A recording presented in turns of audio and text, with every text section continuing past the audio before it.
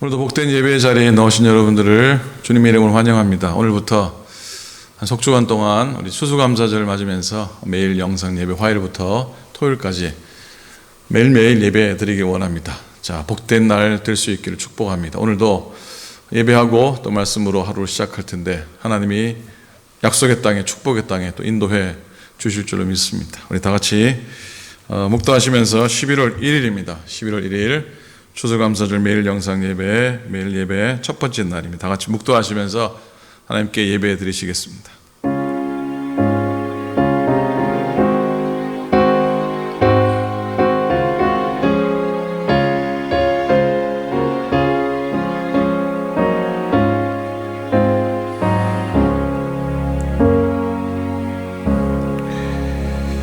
여호와는 나의 목자시니 내게 부족함이 없으리로다. 오늘도 우리 삶 속에 하나님이 채우시고 인도하시고 또 붙드시고 세우시고 또 하나님이 구속하시고 형통케 하시는 은혜로 저를 인도하여 주옵소서. 그 모든 일로 인해 감사하게 하시고 그 모든 일로 인해 찬양케 하소서. 마음이 적적하고 때로는 아프고 때로 슬픈 가운데 연약한 가운데 있을지라도 오늘도 우리와 함께 하시는 주님 때문에 소망으로 또 회복으로 치유함으로 나아짐으로 나아가게 하여 주시옵소서.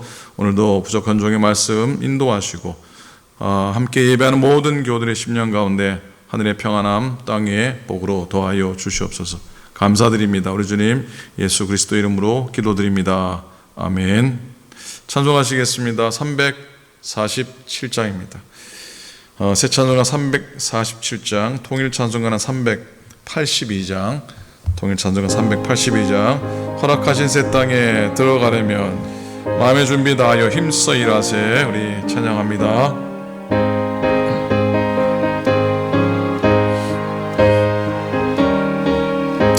힘차게 찬양합니다. 허락하신 새 땅에 들어가려면 마음의 준비 다하여 힘써 일하세.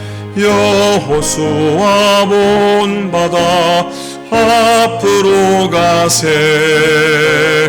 우리 거할 초소는 주님 품일세.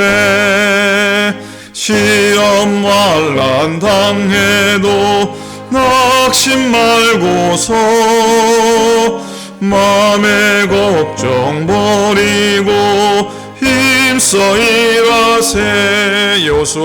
여호수아 본받아 앞으로 가세. 우리 거할 초소는 주님 품일세. 앞서가신 예수님 바라보면서 모두 마음을 아파여 힘써 일하세. 여호수아 본받아 앞으로 가세. 우리 거할 초소는 주님 품일세. 일할 곳이 아직도 많이 있으니 담대하게 나가서 힘써 일하세. 여호수아 본받아 앞으로 가세. 우리 거할 초소는 주님 품일세. 아멘. 하나님의 말씀입니다. 여호수아 1장 1절부터 4절까지 구약성경 320페이지입니다. 구약성경 320페이지 여호수아 1장 1절에서부터 4절까지입니다. 한 목소리를 같이 함께 말씀 읽도록 하겠습니다. 여호수아 1장 1절에서 4절입니다. 시작. 여호와의 종 모세가 죽은 후에 여호와께서 모세의 수종 눈의 아들 여호수아에게 말씀하여 이르시되 내 종 모세가 죽었으니 이제 너는 이 모든 백성과 더불어 일어나 이 요단을 건너 내가 그들 곧 이스라엘 자손에게 주는 그 땅으로 가라. 내가 모세에게 말한 바와 같이 너희 발바닥으로 밟는 곳은 모두 내가 너에게 주었노니 곧 광야와 이 레바논에서부터 큰 강 곧 유브라데 강까지 해쪽 속의 온 땅과 또 해지는 쪽 대해까지 너희 영토가 되리라. 아멘. 아멘. 자, 복된 한 날 또 예배 자리 화요일, 오랜만에 화요일 영상 예배 나누게 됩니다. 속주가는 하루에 20분씩 꼭 비워두시고 또 예배 앞에 말씀 앞에 꼭 나아갈 수 있기를 부탁을 드리고 또 그 가운데 하나님이 또 축복해 주실 줄로 믿습니다. 자, 오늘 말씀의 제목은 새 지도자 여호수아입니다. 예일대학교 심리학과 스타인버거라는 교수님이 성공적 두뇌라고 하는 책을 쓰셨는데 그 가운데 재미난 이야기가 하나 있습니다. 어느 마을에 학교에서도 아주 뛰어나고 소문난 우등생 똑똑이가 있었고요. 공부를 못하고 그 마을에 정말 개구장이 똘똘이가 있었다고 합니다. 근데 어느 날 이 똑똑이하고 똘똘이가 산을 건너다가 그만 호랑이를 만나게 됩니다. 얼마나 놀랬겠습니까? 근데 똑똑이가 딱 보니까 호랑이가 저 250m 전방에 있는데 이 호랑이가 뛰어오는 속도가 한 50km 정도가 되는 걸 느꼈습니다. 그래서 이 똑똑이가 계산을 딱 해보더니 똘똘이에 그럽니다. 야, 우리 이제 18초 후면은 다 죽었다. 그렇게 소리를 치는 겁니다. 그렇게 똑소리 나게 재빨리 결론을 내리고 친구 똘똘이를 쳐다보는데 근데 개구장이 똘똘이가 너무나 태연하게 뭘 하고 있냐면 쪼그려 앉아가지고 신발끈을 운동화끈을 동료 매드립니다. 그 모습을 보던 똑똑이가 기가 차가지고 비꼬입니다. 야, 네가 뛰어봤자 뭐 어느 정도겠냐? 호랑이보다 빨리 뛸 것 같냐? 그러니까 이 개구장인 이 똘똘이가 하는 말 씩 웃으면서 이렇게 대답을 했다고 합니다. 당연히 내가 호랑이보다야 빨리 뛰지 못하지만 너보다만 빨리 뛰면 돼 라고 얘기를 했다고 합니다. 재미가 없으신가 보죠. 너보다만 빨리 뛰면 네가 죽지 나는 안 죽는다라는 얘기죠. 이야기를 하면서 경쟁 시대는 똑똑이의 시대가 아니라 똘똘이의 시대라고 결론을 내리고 있습니다. 그러니까 죽을 때 계산하고 저울질하는 지식이 아니라 어찌 보면 위기의 순간에 생명을 건지는 지혜가 있어야 한다는 것을 가르쳐 주고 있습니다. 흔히 세상은 그럽니다. 우리도 그렇게 쉽게 얘기합니다. 똑똑해야 세상을 잘 살 것이라고요.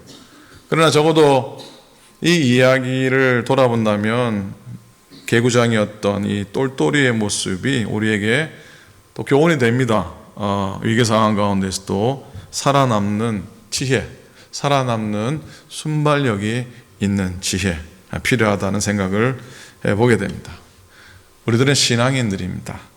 따라서 어떤 환경에서도 지혜의 근본 되신 하나님 가까이 하고 또 지혜 보고가 되는 하나님의 말씀 붙잡고 좌우로 치우치지 않는 삶을 사는 것, 그래서 늘 승리하고 늘 형통하고 또 늘 범사에 감사하는 그런 삶을 우리가 살아가야 될 줄로 믿습니다. 그렇게 살아가시기를 축복합니다.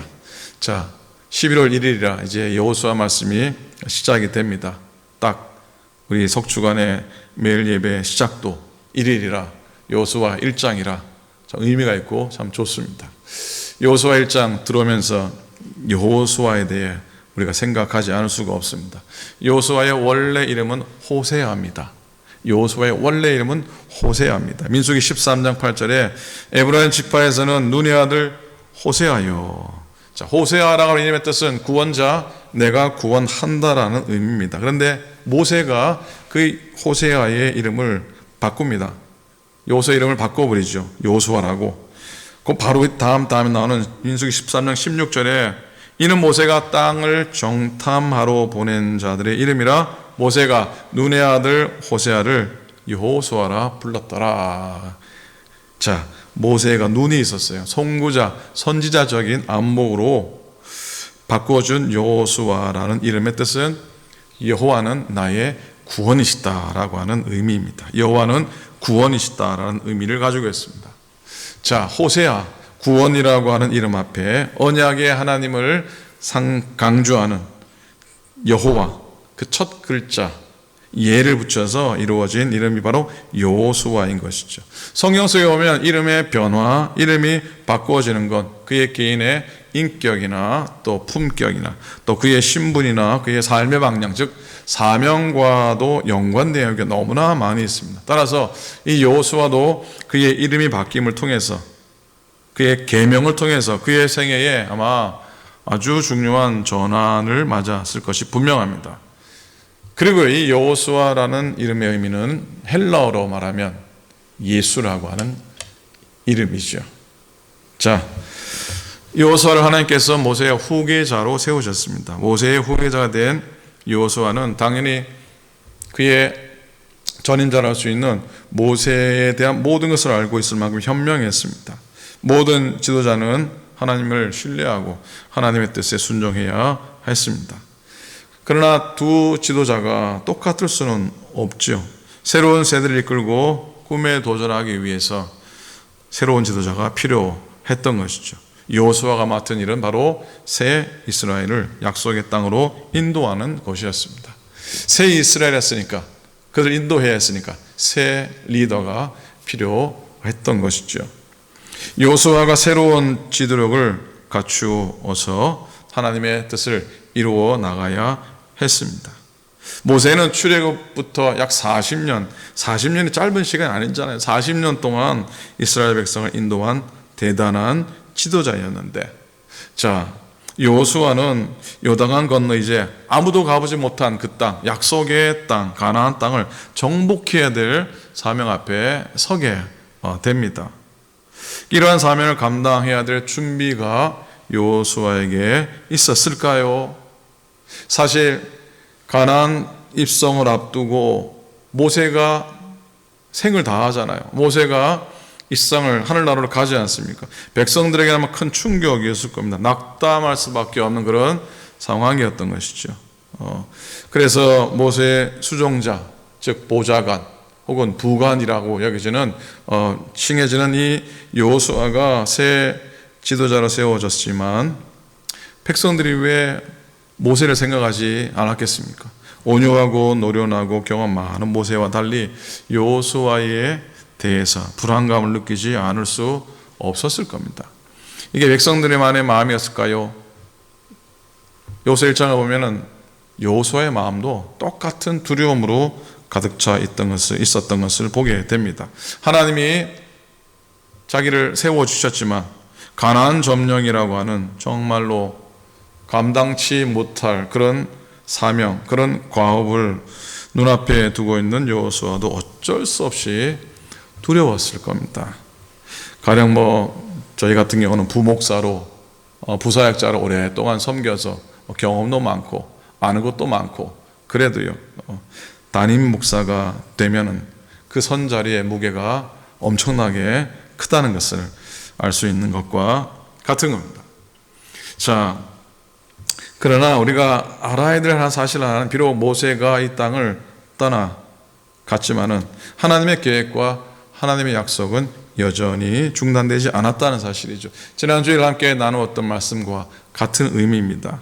사람은 이 세상을 떠나가도, 모세는 이 세상을 떠나가도 하나님은 여전히 계신다고 하는 것이죠. 하나님의 구원의 역사는 여전히 흐른다고 하는, 이어진다고 하는 사실입니다. 지도자는 바뀔지라도 하나님의 능력과 권능에는 변함이 없습니다. 하나님의 계획과 약속도 변함이 없습니다. 누구든지 지도자로서 하나님의 부르심을 받은 사람은 하나님께서 그와 항상 함께 하셔서 능력과 권능으로 채워주신다고 하는 사실입니다. 그래서 하나님께서 새 리더인 여호수아에게 약속의 말씀을 허락하시죠. 3절입니다. 내가 모세에게 말한 바와 같이 너희 발바닥으로 밟는 곳은 모두 내가 너에게 주었노니 라고 하는 약속의 말씀이 이미 이루어진 것처럼 선언해 주시고 있습니다. 너희 발바닥으로 밟는 곳. 어느 군목 출신이셨던 목사님의 이야기입니다. 저도 어렴풋이 기억나는 큰 사건입니다. 그 강원도 어느 해인가요? 강원도를 통해서 간첩들이 이 태백산을 넘어온 적이 있었습니다. 그 태백산을 넘어오다가 발각되죠. 국군 한 2,000명이 그들을 포위하게 됩니다. 도안에 든 생쥐와 같은 꼴이었습니다.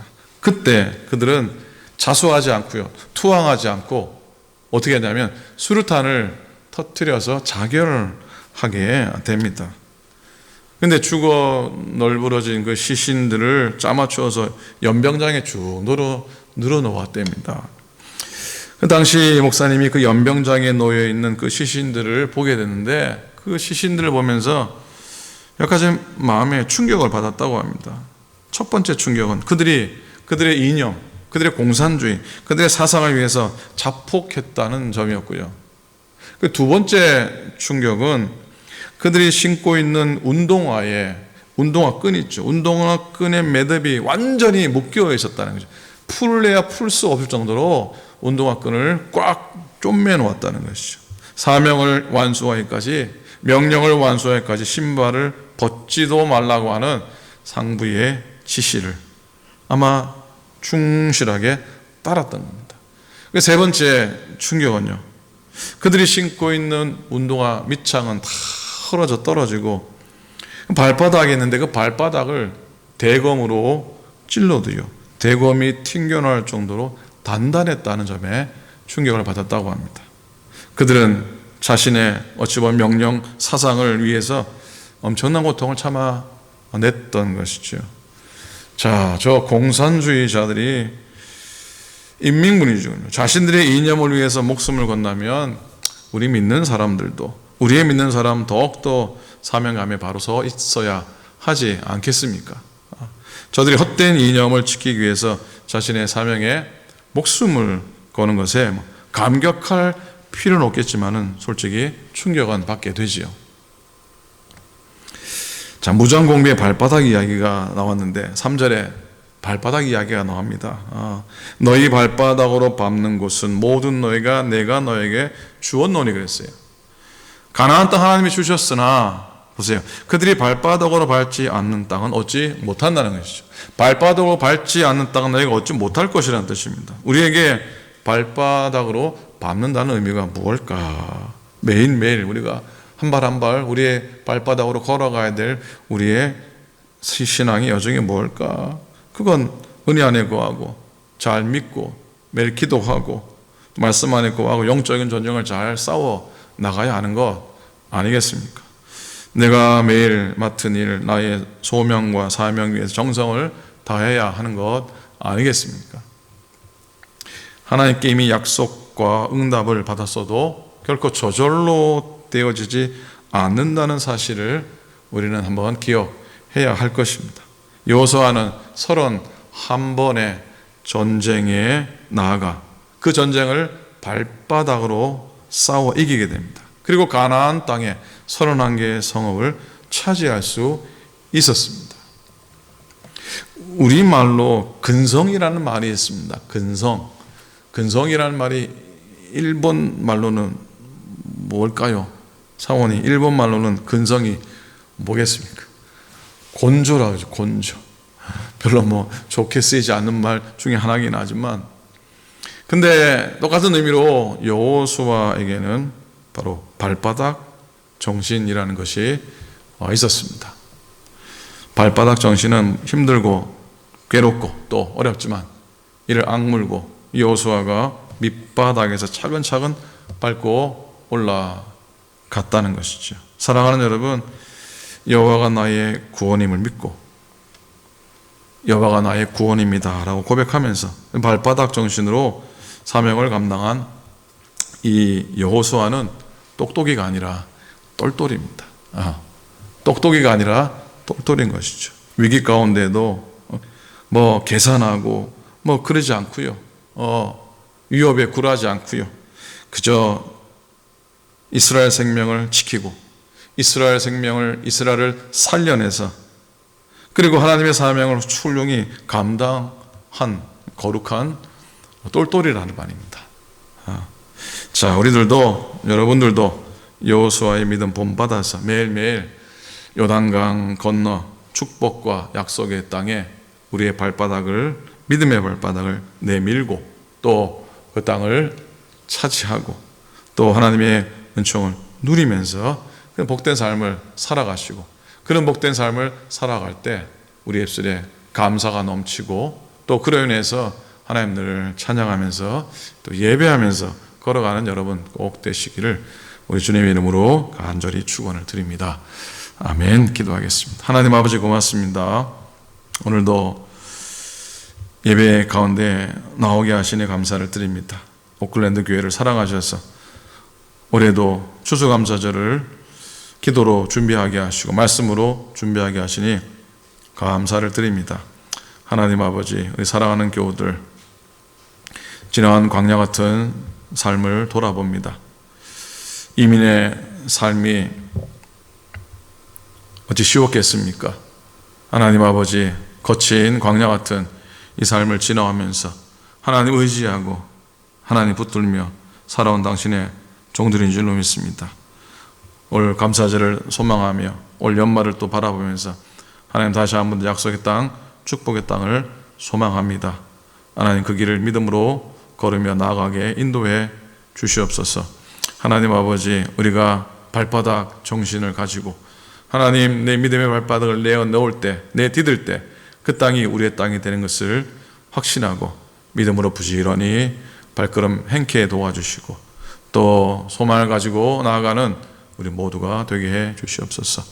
특별히 연약한 교우들 하나님 위로해 주시고 회복의 은혜를 더하시고 하나님 또 아픈 영혼들 가운데 하나님의 담대함을 더하시고 여전히 슬픔 가운데 있는 우리 고국 한국 땅을 긍휼히 여기시고 하나님 불행한 일로 인하여 생명 잃은 귀한 영혼들 또 유족들 또 모든 아픈 가운데 있는 이들을 주님께서 위로하시고 하나님 그들을 품어 주시옵소서. 오늘도 은혜 하루 살아갑니다. 하나님 부디 속주간 동안 매일매일마다 또 말씀 안에 거하는 주의 종들 되게 도우시고 또 말씀 준비하며 나는 부족한 종에게도 지혜와 건강과 피곤치 않도록 은혜를 더하여 주시옵소서. 이제는 우리 주님 예수 그리스도의 은혜와 하나님 아버지의 극진하신 사랑하심과 성령님의 감동 감화하심이 요소와 본받아 하나님의 약속의 땅에 믿음으로 나아가기 원하는 당신의 모든 종들 머리 위에 이제로부터 영원토록 함께 하시기를 간절히 축원하옵나이다. 아멘.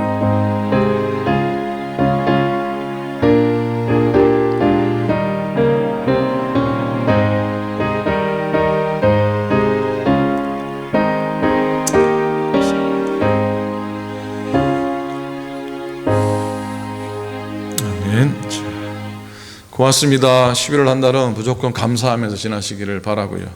또 석주 동안 예배 시간 꼭 지키시고 또 하나님의 풍성 은혜 누리시기를 부탁을 드립니다. 자, 내일 또 말씀 안에 뵙도록 하겠습니다. 오늘도 승리하시고 건강하시기 바랍니다. 고맙습니다.